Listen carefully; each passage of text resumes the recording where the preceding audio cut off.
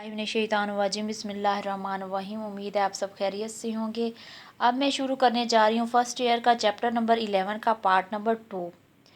पहले हिस्से में हमने डिस्कस किया था लाहौर के जोग्राफिये में हमने पढ़ा था कि लाहौर को किन दुश्वारियों को सामना है। अभी हम पढ़ने जा रहे हैं पार्ट नंबर 2 की जानिब। इसमें हम बकिया पैराग्राफ की तशरीह करेंगे। इस लेसन को जो मसाइल दरकार हैं इनमें तमहीद है, महल वकूअ है, आबो हवा का प्रॉब्लम था, ज़राए आमदो रफ्त है और काबिल दीद मकामात हैं, सनत व हरफत और पैदावार जैसे मसाइल जो हैं वो हमारे लाहौर को दरकार हैं। अब शुरू करते हैं अपने नेक्स्ट पैराग्राफ की तरफ बढ़ते हैं जो कि है काबिल दीद मकामात। लाहौर में काबिल दीद मकामात मुश्किल से मिलते हैं। इसकी वजह यह है कि लाहौर की हर इमारत की बैरूनी दीवारें दोहरी बनाई जाती हैं। पहले ईंटों और चूने से दीवार खड़ी करते हैं और फिर इस पर इश्तिहारों का प्लस्तर कर दिया जाता है जो दबाजत में रफ्ता रफ्ता बढ़ता जा रहा है। शुरू में छोटे साइज़ के मुबहिम और गैर मारूफ इश्तिहार चिपका दिए जाते हैं, मसलन अहले लाहौर को मज़दा या अच्छा सस्ता माल। इसके बाद इन इश्तिहारों की बारी आती है जिनके मुखातिब अहले इल्म और सुखन फहम लोग होते हैं, मसलन ग्रेजुएट, दर्जी, हाउस या स्टूडेंट्स के लिए नादर मौके या कहती है कि हमको खल्के खुदा गायबाना गया। रफ्ता रफ्ता घर की चार दीवारी मुकम्मल डायरेक्टर की सूरत इख्तियार कर लेती है। ज़ेर तशरीह भारत में मुसन्नफ़ क्या बयान कर रहे हैं? लाहौर में काबिल दीद मकामात और दीवारों पर इश्तिहारों की ज़्यादती पर गहरा तंज़ किया है। मुसन्नफ़ कहता है कि लाहौर में बहुत से काबिल दीद मकामात ऐसे हैं जैसे शालीमार बाग, लॉरेंस गार्डन, मकबरा जहांगीर वगैरह, लेकिन इन इमारतों की पहचान बहुत मुश्किल हो गई है। इसकी वजह यह है कि पहले दीवार बनाई जाती है, उस पर प्लस्तर चढ़ा दिया जाता है और इश्तिहारों से दीवार को दोहरा बनाया जाता है। पहले चूने और ईंटों की दीवार बनाई जाती है, फिर इस पर इश्तिहारात चिपका किए जाते हैं जो रफ्ता रफ्ता बढ़ते रहते हैं। इनसे दीवार को पहचानना मुश्किल तरीन हो गया है। इसके बाद मुसन्निफ क्या बयान कर रहे हैं कि दीवारों पर छोटे और गैर मारूफ इश्तिहार चिपका दिए जाते हैं। जैसे पहले कागजी इश्तिहार लगाए जाते हैं जिन पर लिखना होता है कि अहले लाहौर को मज़दा या फिर अच्छा सस्ता माल। इन इश्तिहारों के बाद उन इश्तिहारों की बारी आती है, यानी ग्रेजुएट, दर्जी, हाउस या फिर तलबा के लिए मुहैया किए गए मुख्तलिफ मौक़ों के लिए इश्तिहार लगाए जाते हैं। मुख्तलिफ चीज़ों के बारे में इश्तिहारात लगाए जाते हैं और इस तरह बेशुमार इश्तिहारात हैं जिनसे दीवारें मोटी और उसकी असल शक्ल उनके पीछे गुम होकर रह गई है। दूसरा ये कि दीवार नोटिस बोर्ड की तरह मुख्तलिफ किस्म की मालूमात और ख़बरों का मजमुआ बन जाती है।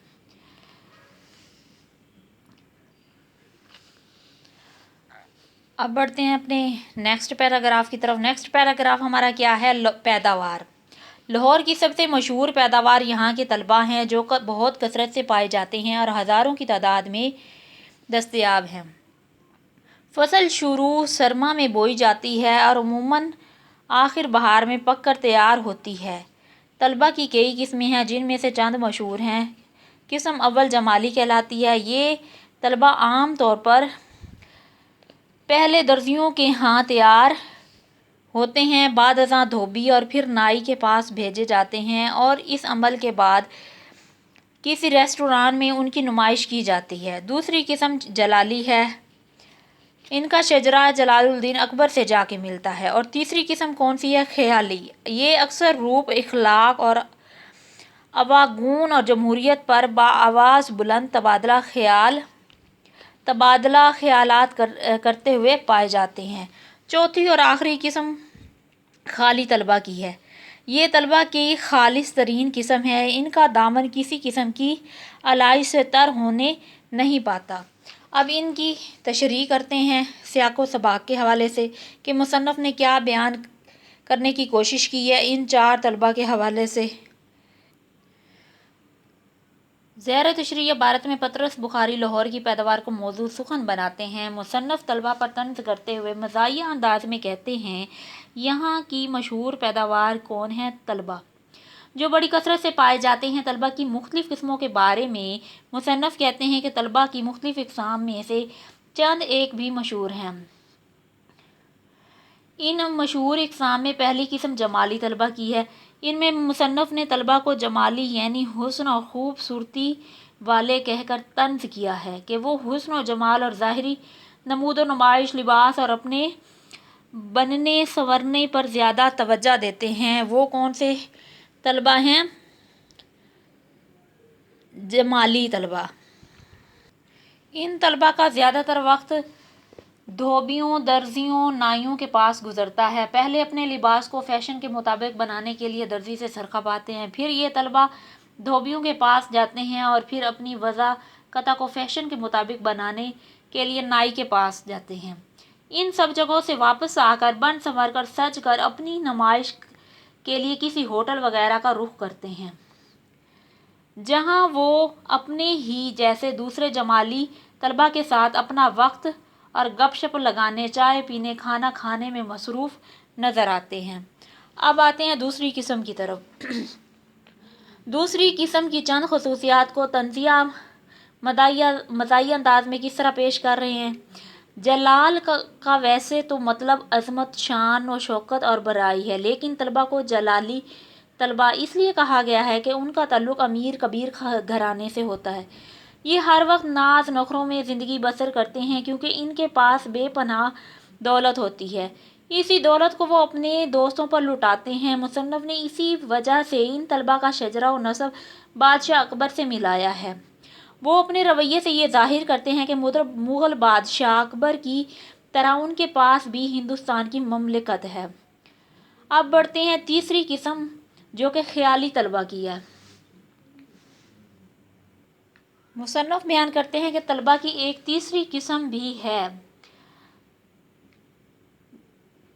جس کو خیالی طلبہ کا نام دیتے ہیں۔ ان کو خیالی طلبہ اس لیے کہا جاتا ہے کہ یہ اکثر خیالات کی دنیا میں مگن رہتے ہیں۔ ایسے طلبہ بحث و مباحثے میں وقت گزارتے ہیں۔ جو موضوع ان طلبہ کے زیر بحث ہوتے ہیں وہ اخلاقی، عواگون اور جمہوریت کے متعلق ہوتے ہیں۔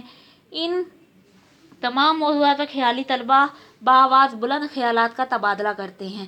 ان تمام موضوعات میں حسن کا موضوع خاص اہمیت رکھتا ہے۔ اب بڑھتے ہیں چوتھی قسم، جو کہ طلبہ کی چوتھی قسم اور آخری قسم خیالی طلبہ کی ہے۔ ان کا دامن کسی قسم، یہ طلبہ کی خالص ترین قسم ہے۔ ان کے نام سے جیسے ظاہر ہوتا ہے ویسے ہی ان کا دماغ خالی ہوتے ہیں۔ انہیں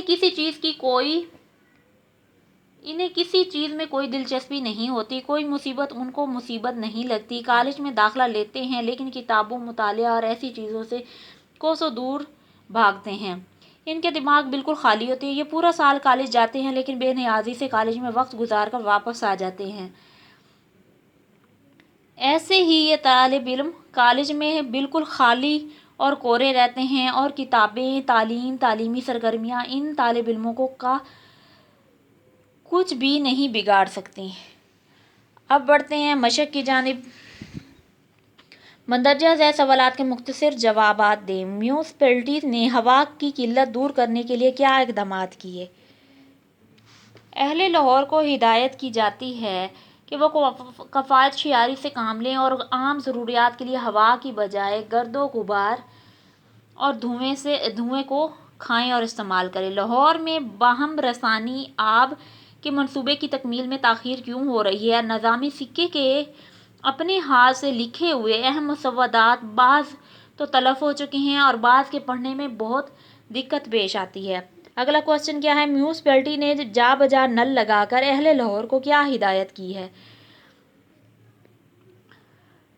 اس کا آنسر یہ ہے کہ کمیٹی والوں نے جو نل لگوائے ہیں ان میں فی الحال گیسیں بھری ہیں، البتہ اہل شہر کو ہدایت کی ہے کہ وہ اپنے گھڑے نلوں کے نیچے رکھ چھوڑیں تاکہ عین وقت پر تاخیر کی وجہ سے کسی کی دل شکنی نہ ہو۔ اگلا کوسچن ہے، لاہور کے بازاروں میں سے گزرنے والی سڑک کس نے بنوائی تھی؟ لاہور کے بازاروں میں سے گزرنے والی سڑک شیر شاہ سوری نے بنوائی تھی۔ اگلا کوسچن ہے تانگے کی ساخت مصنف کے الفاظ میں بیان کریں۔ بعض لوگ زیادہ عبرت پکڑنے کے لیے ان تختوں کے نیچے 2 پہیے لگا لیتے ہیں اور سامنے 2 بک لگا کر ان میں ایک گھوڑا ٹانک دیتے ہیں، اصطلاح میں اس کو تانگا کہتے ہیں۔ لاہور کی ہر عمارت کی بیرونی دیوار دوہری بنائی جاتی ہے، وضاحت کیجیے۔ پہلے اینٹوں اور چونے سے دیوار کھڑی کرتے ہیں، پھر اس پر اشتہاروں کا پلستر کر دیا جاتا ہے جو بازت میں رفتہ رفتہ بڑھتا جاتا ہے۔ اگلا کوسچن ہے پختہ سیاہی کے اشتہارات کا فوری فائدہ کیا ہوا ہے؟ پختہ سیاہی کے اشتہارات کا فوری فائدہ یہ ہوا ہے کہ اب لوگوں کو اپنا یا اپنے دوست کا مکان پہچاننے میں دشواری نہیں ہوتی۔ لاہور کی مشہور ترین پیداوار کیا ہے؟ لاہور کی مشہور ترین پیداوار یہاں کے طلبہ ہیں جو کثرت سے پائے جاتے ہیں۔ طلبہ کی کتنی قسمیں ہیں؟ صرف ان کے نام لکھیں۔